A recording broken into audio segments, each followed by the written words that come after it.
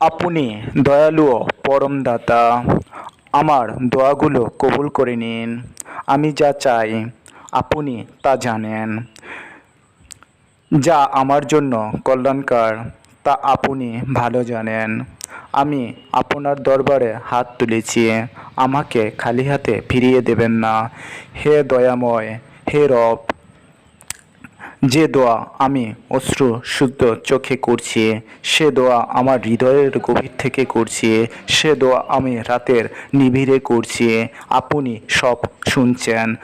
যদি আমার দোয়াগুলো জন্য কবুল করার জন্য কিছু শর্ত থেকে অপূর্ণ থেকে যায়, আপনার দয়ার খতিবে সেগুলোকে পূরণ করে দিন।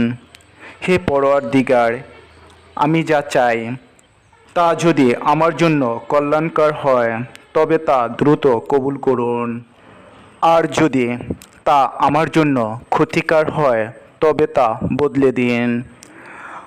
আমার জন্য যা ভালো তা দান করুন। আমার ভাগ্যে যা কল্যাণ নির্ধারিত করা রয়েছে, তবে আমার সেদিকগুলো সহজ করে দিন। হে দয়ালু রব, আমার দোয়াগুলো কবুল করে না হয় যদি আমার পাপের কারণে, তবে আমাকে ক্ষমা করে দিন। আমার গুনাহগুলো মাফ করে দিন। আমার অন্তরকে পরিশুদ্ধ করুন, যেন আমার দোয়া আপনার দরবারে পৌঁছায়।